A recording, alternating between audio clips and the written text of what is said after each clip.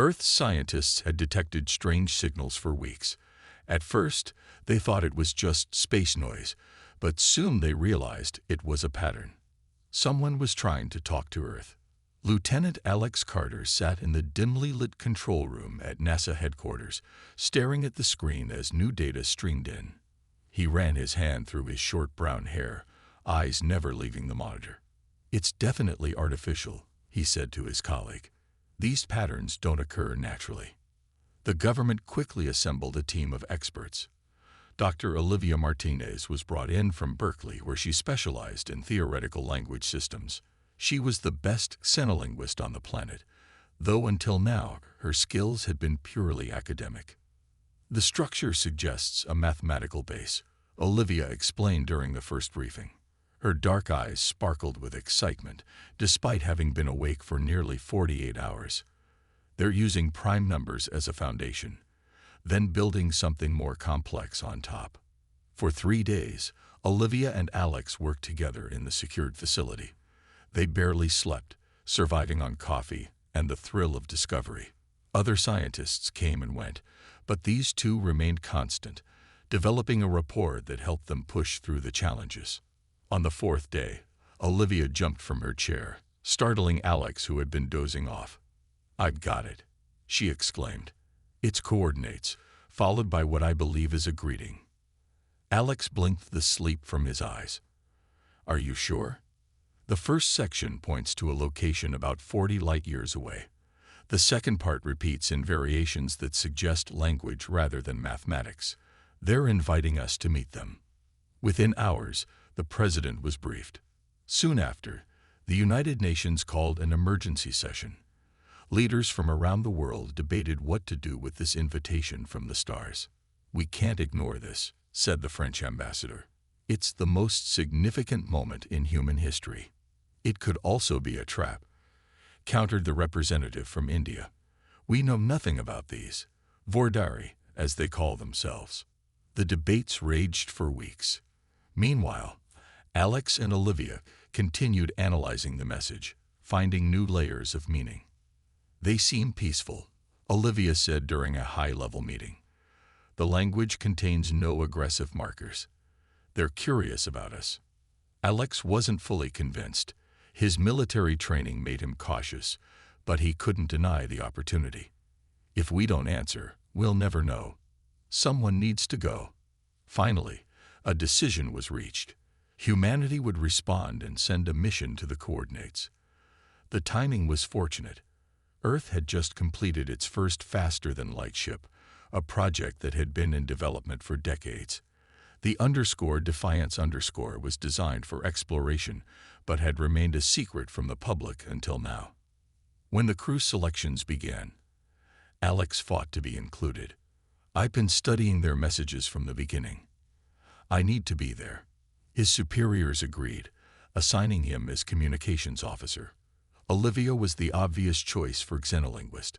They would be joined by the best minds and soldiers Earth had to offer. The day of the launch arrived with little fanfare. The mission was too important to risk public spectacle. The crew of 12 boarded the _Defiance_ under cover of darkness. Captain Jack Reeves addressed his team before departure. "We carry humanity's hopes with us. We'll approach with caution but openness. These Vordari may become our greatest allies or our worst nightmare. Either way, we make history today." As the _Defiance_ broke free from Earth's atmosphere, Alex looked back at the blue planet through a viewport. "What are you thinking?" Olivia asked, joining him. "I'm thinking nothing will ever be the same again," he replied.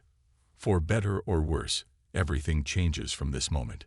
The ship's engines hummed as they prepared for the jump to faster-than-light travel. Humanity's first step into the galactic community had begun. The journey through space was long and quiet. The crew of the Defiance settled into a routine as their ship traveled faster than light toward the Vordari coordinates. 6 months felt like forever when you were heading into the unknown. Commander Jack Reeves ran a tight ship. Every morning began with a briefing in the main control room, where the 12 crew members gathered to share updates and concerns. Day 87.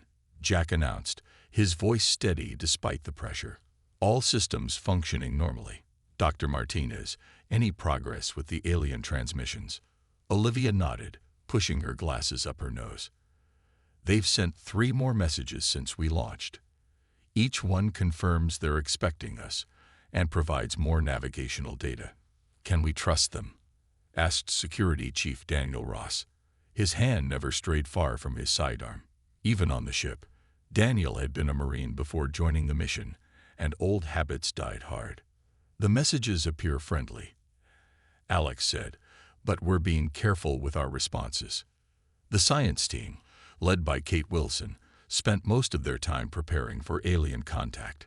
Kate was brilliant but practical, with short blonde hair and a no-nonsense attitude that earned respect from everyone aboard. We've run simulations for atmospheric compositions ranging from methane to oxygen, she explained during one briefing. Whatever these Vordari breathe, we'll be ready. In engineering, Sam Taylor and Lisa Clark maintained the experimental drive keeping them moving through space. Both were young prodigies selected from thousands of applicants. Sam was quiet and methodical, while Lisa approached problems with creative enthusiasm. I found something weird in the navigation system, Lisa said one day, showing Sam her screen. There's a tiny fluctuation that wasn't there before. Sam frowned. Could be nothing, but let's run diagnostics to be sure. The fluctuations continued and gradually increased. Engineering couldn't explain them, and it made everyone uneasy. 3 months into their journey, the first real problem appeared. Alex woke to flashing red lights and a blaring alarm. What's happening?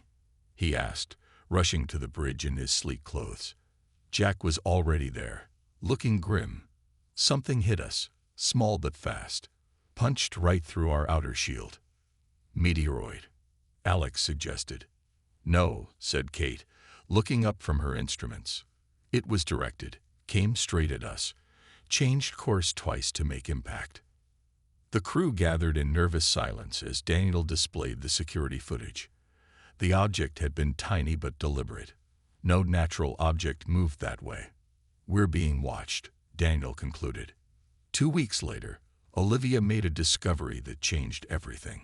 She had been reviewing the original Vordari message when she found hidden data embedded deep within the transmission. Look at this, she told Alex, showing him her findings. There's a layer we missed. It's encrypted differently than the rest. They worked together for hours to decode it. What they found chilled their blood. We need to talk to the commander, Alex said quietly. In Jack's private quarters, they played the hidden message. It wasn't directed at Earth. It was communication between Vordari ships, accidentally included in the transmission. The translation was rough, but clear enough. The humans have taken the bait. Prepare for assessment. If they fail like the others, standard cleansing protocols will be implemented. Jack's face grew hard. So this isn't a friendly welcome. It's a trap.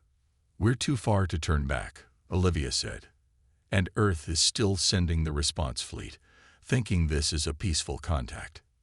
Then we continue forward, Jack decided after a long silence. But now we're prepared. We won't be caught off guard. The mood on the Defiance changed after that. The crew trained for combat scenarios. Equipment was modified for potential defense, and every day brought them closer to the coordinates where the Vordari waited. Whatever test they have planned, Daniel said during a training session, we're going to pass it. Humanity isn't going down without a fight. The Defiance dropped out of faster-than-light travel with a shudder. The view screen filled with stars, and dominating the center, an enormous structure that gleamed like polished metal in the light of a nearby sun. That's no ship, whispered Kate. It's a station. The Vordari station was shaped like a massive wheel with spokes extending from a central hub. It rotated slowly, creating artificial gravity for its inhabitants. Even from a distance, they could see ships of various designs docked along its outer ring. We're being hailed, Alex reported, his fingers moving across the communications panel. Commander Jack took a deep breath. On screen, The alien that appeared looked almost insect-like, with large compound eyes and an exoskeleton that shimmered with iridescent colors. It spoke, and their translation software converted the clicks and whistles into English. Humans of Earth, welcome to Gathering Point 7. I am Overseer Zex Taln of the Vordari Confederation. We are pleased you have accepted our invitation. Jack stepped forward. I am Commander Jack Reeves of Earth. We come in peace and look forward to establishing relations with your people. The first meeting took place aboard the station. Jack selected a small team, Alex, Olivia, Kate, and Daniel, to accompany him. They wore environmental suits as a precaution, though scans showed the atmosphere was breathable. The Vordari welcomed them with elaborate ceremony. They met representatives from 3 other species, all apparently on good terms with their hosts. Everything seemed peaceful and civilized. The Vordari have helped many species join the galactic community, explained a tall, furry being named Krith. They are the shepherds of younger races. Later, in their assigned quarters, Daniel voiced his suspicions. It's too perfect. Everyone's too happy. No conflict, no disagreement. I noticed something else, Jack said quietly. There are security fields everywhere. And did you see how the other aliens always had Vordari escorts? During the second day of diplomatic meetings, Olivia made a breakthrough with the Vordari language. Their formal speech patterns are different from what we heard in that hidden message. They're being careful what they say around us. While the others attended a cultural exchange, Daniel slipped away to explore. Using security training, he bypassed several restricted areas. What he found confirmed their worst fears. He returned pale-faced, showing them footage from his suit camera. They have an entire section dedicated to studying Earth. They've been watching us for centuries. The footage showed rooms filled with human artifacts from different time periods, maps of Earth's military installations, biological samples labeled with human names. There's more, Daniel continued. I found records of other species, dozens of them, all brought here just like us. Some are listed as integrated, others as contained, and some, he paused, some are marked removed. That night, as they gathered in their quarters with jammers active to prevent eavesdropping, the truth came into focus. They're testing us, Kate said. This isn't first contact. It's an evaluation. Alex nodded. I managed to access some of their communications. They call themselves the Arbiters of Ascension. They decide which species are worthy of joining their version of galactic civilization, and if we're deemed unworthy. Olivia asked. No one needed to answer. The implication was clear. On the third day, Overseer Zex Taln invited Commander Jack to a private meeting. The others waited anxiously for his return. When he finally came back, his expression was grim. They've shown their hand, he said.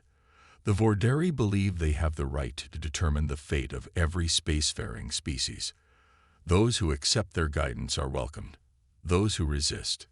He shook his head. We've been brought here to be judged, and they've already decided humans are too dangerous to be left to develop on our own. Daniel checked his weapon. What's the plan, Commander? For now, we play along, Jack replied. But get ready. This isn't going to end with us submitting to their judgment. The Vordari showed their true intentions on the 4th day. Overseer Zex Taln summoned the entire Earth delegation to the central chamber of the station. 6 other Vordari officials sat in a semicircle, their compound eyes reflecting the harsh white light. Humans of Earth, Zex Taln began, mandibles clicking between words. We have completed our evaluation of your species based on our observations and your behavior here. Commander Jack stood tall, hands clasped behind his back. The rest of the crew flanked him, faces carefully neutral despite their growing tension. We find humanity to be intelligent and adaptable, continued the Overseer. However, you are also aggressive, territorial, and dangerously unpredictable. A screen appeared, showing footage of Earth's wars, weapons tests, and military exercises. Some of the footage was decades old, others from just before the Defiance launched. "You have developed weapons capable of destroying your own planet multiple times over," said Zexton. "Your history is written in the blood of your own kind. We cannot allow such tendencies into the greater galaxy. Every species has conflict in their past," Jack countered. "We've grown beyond many of our worst tendencies." Another Vordari spoke, this one with blue markings across its carapace. "Yet you came to us in a vessel with concealed weapon systems. You expected violence." Alex stepped forward. "We came prepared for self-defense, not conquest. That's prudence, not aggression." "Irrelevant," declared Zexton. "The Vordari Confederation has made its decision. Humanity will be contained for the safety of all spacefaring species." The Overseer pressed a control on the table before him. A holographic image of Earth appeared, surrounded by small satellites. "These are already in place around your world," explained Zexton. "Stealth platforms capable of neutralizing any vessel that attempts to leave your atmosphere. Your military capabilities will be monitored and restricted. Any attempt to develop faster-than-light technology, again, will result in immediate intervention." The crew exchanged glances of disbelief and anger. Daniel's hand moved toward his weapon, but Jack subtly shook his head. "And what of us?" Jack asked, his voice tight with controlled fury. "What of the Defiance? Your vessel has been impounded. Your crew will remain here for study. Eventually, you may be returned to Earth as observers for the Confederation." Olivia stepped forward, her scientific curiosity overcoming her fear. "How many other species have you done this to?" The Vordari with green markings answered proudly. 47 species have been guided to proper integration. 17 have required containment measures. 9. It paused. 9 unfortunately demonstrated resistance that necessitated more permanent solutions. The meaning was clear: complete submission or extinction. "This is our final decision," declared Zexton. "The process begins now." Without warning, force fields activated around each human, separating them from one another. Vordari security forces entered the chamber. "Take them to separate examination rooms," ordered Zexton. "We require complete knowledge of Earth's defenses to implement containment protocols effectively."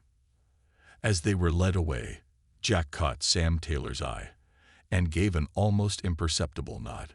The young engineer had been quiet throughout the exchange, but now he pressed his thumb against his palm in acknowledgement. The plan they had prepared was now in motion. In his quarters, a small device Sam had built activated. It sent a compressed data burst toward Earth, a warning encoded to bypass normal detection. The message would take months to arrive, but it would alert Earth to the danger. The humans were separated into sterile white rooms. Each faced interrogation about Earth's military capabilities, weaknesses, and contingency plans. "You cannot resist," a Vordari told Jack as machines scanned his brain. "Many have tried. All have failed." Jack smiled thinly. "Then you've never met humans before." In separate rooms across the station, the crew of the Defiance endured their interrogations, each silently counting the hours, waiting for the right moment. They had come prepared for betrayal. Earth would know. Earth would respond. And the Vordari would learn what happened when humanity was backed into a corner. Sam Taylor's emergency signal traveled through space for 3 months before reaching Earth. When it arrived, the message bypassed standard communication channels and went directly to military command, just as it had been designed to do.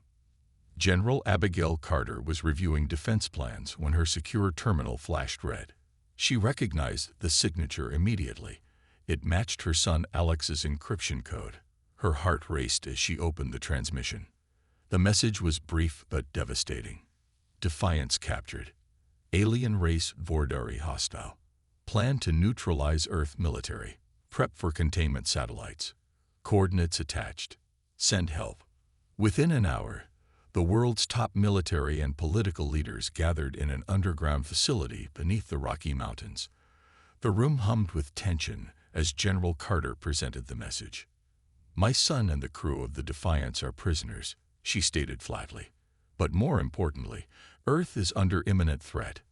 How do we know this message is authentic?" asked the Chinese representative. "It contains verification codes only my son would know," General Carter replied. "And our deep space telescopes have confirmed unusual activity at the coordinates provided." The UN Secretary General leaned forward. "What are our options?" A scientist cleared his throat. "If they're planning to deploy satellites to contain us, we have limited time before Earth is effectively quarantined." The room fell silent as the implications sank in. Then the American president spoke. "It's time to activate Operation Phalanx." Most people in the room looked confused, but a few military leaders nodded grimly. "For those not briefed," explained General Carter, Operation Phalanx was created after the Roswell incident in 1947. It's a contingency plan for hostile alien contact, developed in secret for over 70 years. Screens around the room lit up with classified information. Images of hidden facilities, advanced spacecraft, and weapons systems appeared, all developed in complete secrecy.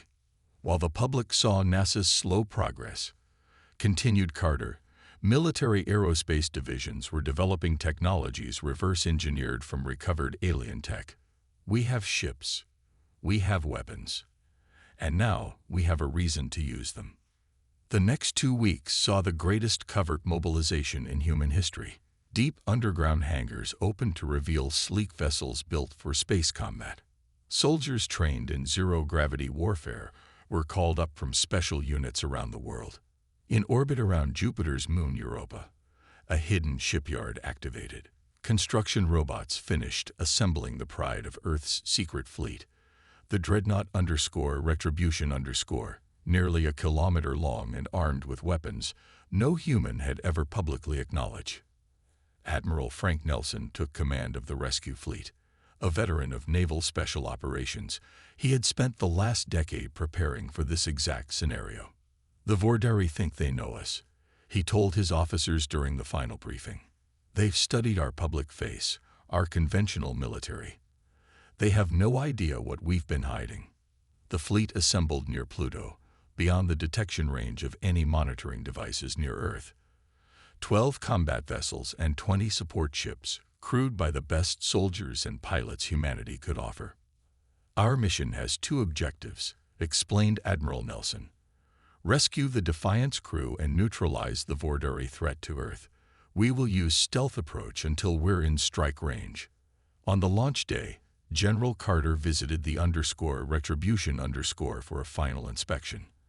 As she walked the corridors, crew members snapped to attention. "This ship is impressive," she told Admiral Nelson. "But will it be enough?" Nelson nodded confidently. "The Vordari made one critical mistake, General. They threatened us. Throughout history, nothing has united humans more effectively than a common enemy." As the fleet prepared to depart, General Carter stood at the main viewport, watching Earth grow smaller in the distance. "Bring my son home," she whispered, "and show these aliens what happens when you corner humanity." The ships engaged their advanced drives, disappearing into the darkness of space. Operation Phalanx was underway. Earth was fighting back. The Vordari kept the crew of the Defiance separated for weeks. They placed each human in a different section of the massive station, hoping to break their resistance through isolation. But they had underestimated human adaptability.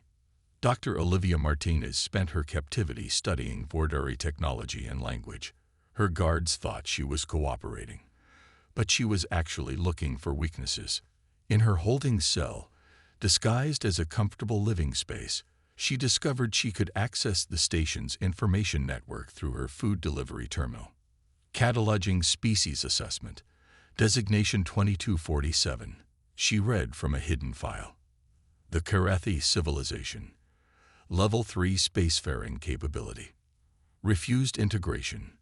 Pacification completed. Planet now serves as agricultural resource. Olivia felt sick as she scrolled through file after file. The Vordari hadn't just contained species they deemed dangerous. They had wiped out entire civilizations and repurposed their worlds. On the opposite side of the station, Security Chief Daniel Ross had been systematically testing his cell's barriers. The Vordari used force fields rather than physical doors, and Daniel had noticed slight fluctuations when the station's power systems were under strain. Commander Jack Reeves had been moved to the high-security section after 3 escape attempts. His new cell was next to a non-human prisoner, a tall, gray-skinned being named Krell. Using a tapping code they developed, Jack learned that Krell's species had been imprisoned for nearly 20 Earth years. "My people refused to surrender our defense technology," Krell tapped. "The Vordari punished us by taking our children for re-education. Many species here share similar stories." Engineer Lisa Clark had managed to modify her room's environmental controls, creating a hidden communication system through the ventilation network.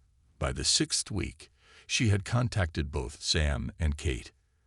"The surveillance has a 3-second gap during shift changes," she whispered into a tiny vent. "If we move then, we might reach the maintenance shafts." The day of their coordinated escape attempt arrived. When the station's lights dimmed for the artificial night cycle, 6 humans made their move simultaneously. Alarms blared across all sections as the Vordari realized what was happening.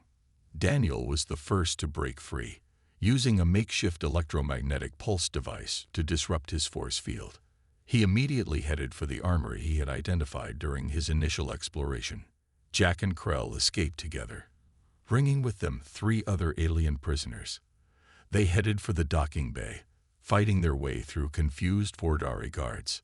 "We need to reach the communications center," Jack told his improvised team, "and find the rest of my crew."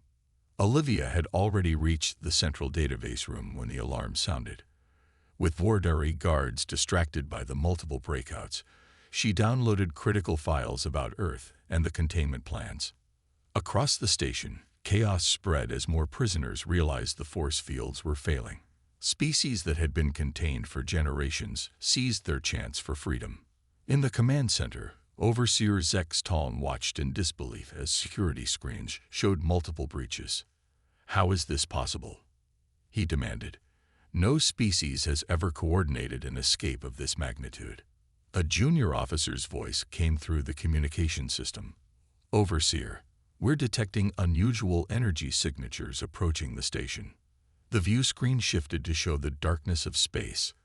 At first, nothing was visible. Then, as if materializing from nowhere, Earth's fleet appeared.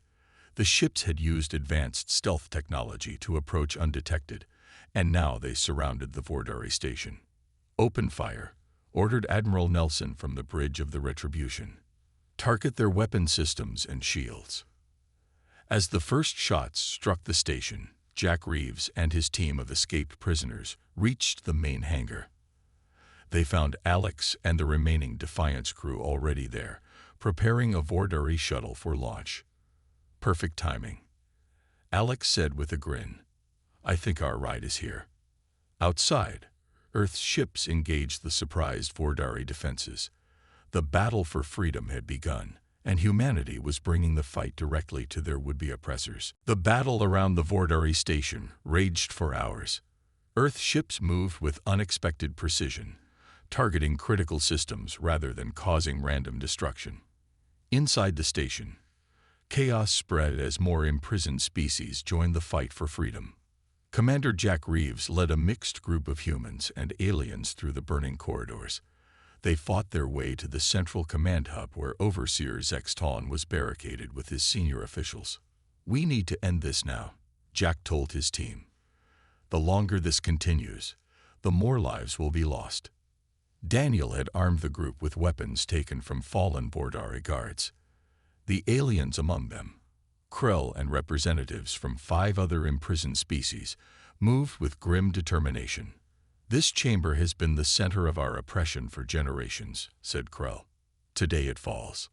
They breached the command center with a coordinated attack from 3 directions. Vordari defenders fought desperately, but were overwhelmed by the determination of their former prisoners. Overseer Zex Taln stood behind a protective shield as Jack approached. The Vordari leader's compound eyes reflected the flashing emergency lights. "This is futile," Zex Taln declared. "You have doomed your species with this rebellion." The Confederation will not allow such defiance to go unpunished. Look around you, Jack replied calmly. Your station is falling. Your prisoners are free. And your so-called Confederation is nowhere to be seen. Outside, Admiral Nelson's voice came through on all frequencies. Vordari Command, your defensive systems are neutralized. Surrender immediately or face complete destruction. Zexton's mandibles clicked rapidly, a sign of distress. You do not understand what you've done. We are the guardians of galactic peace. Without our guidance, chaos will reign. Olivia stepped forward, holding a data tablet. I've accessed your historical records. You've destroyed 17 civilizations completely and enslaved dozens more. That's not guidance. It's tyranny. With the command center secured, Jack established communication with the Earth fleet. Admiral Nelson's face appeared on the main screen. Commander Reeves, good to see you alive. What's your situation? We've taken control of the station, Jack reported. We have approximately 2,000 freed prisoners from 28 different species. Many need medical attention. The next several hours were spent securing the station and treating the wounded. Earth medical teams worked alongside healers from other species, creating impromptu treatment centers throughout the station. 3 days later, representatives from all the freed species gathered in what had been the Vordari Judgment Chamber. Admiral Nelson and Commander Reeves stood before them. The Vordari threat has been neutralized, Nelson announced. Their leadership is in custody, and their containment satellites have been disabled. But now we must decide what comes next. One by one, the representatives of different species spoke. Some wanted revenge. Others sought only to return to their homeworlds. All agreed that the Vordari's reign of terror must never be allowed to return. Jack listened to each speaker, then stepped forward when all had finished. My name is Commander Jack Reeves of Earth. My crew and I came to this station seeking peaceful contact with galactic civilization. Instead, we found oppression and fear. Today, I deliver humanity's message to the galaxy. He paused, looking around the chamber at the diverse gathering of beings. Earth will not be contained. We will not be judged. We stand ready to defend ourselves and any who seek freedom. But we also extend our hand in friendship to all peaceful species. This is humanity's warning to any who would threaten us or our allies. We come in peace, but we're locked and loaded. Respect our sovereignty, and you'll find no better friend. Threaten our existence, and you'll find no worse enemy. The chamber erupted in approval. In the following weeks, a new alliance formed among the freed species. They called it the Coalition of Free Worlds, with Earth playing a central role as both protector and mediator. The Defiance and its crew returned to Earth as heroes, bringing with them knowledge of interstellar politics and technology beyond what humans had previously imagined.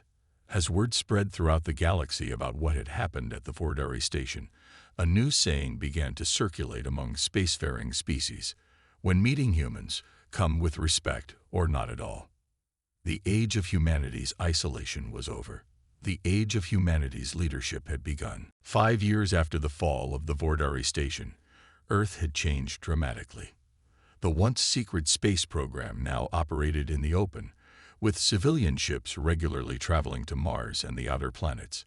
Humanity had embraced its new role in the galaxy with characteristic energy and ambition.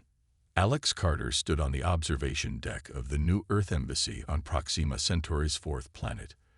The massive structure represented humanity's first permanent diplomatic outpost in another star system. Behind him, representatives from 12 species mingled, preparing for the official opening ceremony. "Quite a view, isn't it?" said a familiar voice. Alex turned to see Olivia Martinez joining him at the viewport. After returning to Earth, she had become the head of the Xena Cultural Institute, dedicated to understanding and communicating with alien civilizations. "Hard to believe it's only been 5 years," Alex replied. "Sometimes I still wake up thinking I'm in that Vordari cell." Olivia nodded. "We all carry those memories. But look what we've built from that experience." Below them, the colony buzzed with activity.